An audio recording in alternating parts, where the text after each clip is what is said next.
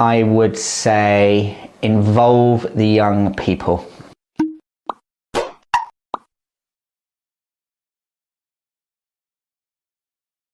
So disruptive behaviour that we fear tends to be the riot, and the best way of stopping a riot is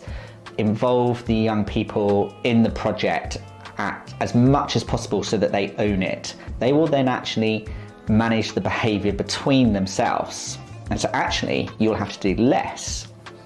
Where you do get disruptive behaviour in those contexts tends to be much more about something going on in an individual young person's life or in a relationship between two people, in which case that's a lot easier to engage with and to ask questions and to sit down with those involved and talk about what is going on, what's underneath it, and looking actually to address the issue rather than the manifestation of that in behaviour.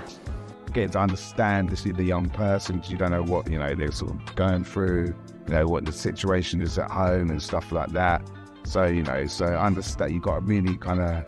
understand why they're behaving in certain ways, and then you can sort of kind of work alongside with that. I think you've got to look at what behaviour is being presented and what's happening at the time within the group,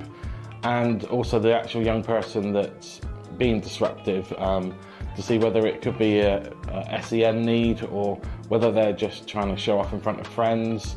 So yeah, I think you need to look at the bigger picture, not just at what they're doing right in front of you. Disruptive behaviour actually comes from a lot of different things. Young people might be struggling with their friendship groups, with social needs, with family dynamics, and I think a lot of times the only way they can express that is through being disruptive. And a lot of times I think we may write young people off, but actually is to talk to them and find out what's going on in their lives and talk to their families and find out is there anything that's changed in their family dynamics and see if that's why maybe they're having disruptive behaviours at the time. Yeah, often challenging behaviour, disruptive behaviour can be linked or caused by various different things, and things like childhood trauma and the environment the young person's in, things the young person's going through, anxieties and stress, and so I think being aware of those things, being aware of the young person's needs, and having an understanding and a relationship with them and know where they're coming from can be really helpful.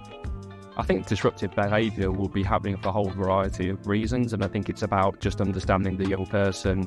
and all the young people about why they're bringing that, and there is most likely to be very good reasons why they're demonstrating that behaviour. It might be because they've got challenging situations at home, it might be they've had a really bad day at school, it might be that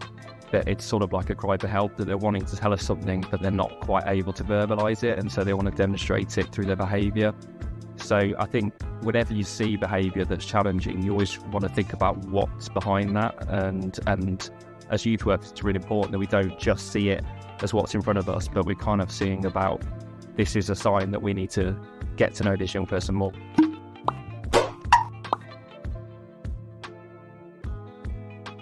just talk about the dentist or something if I feel like that.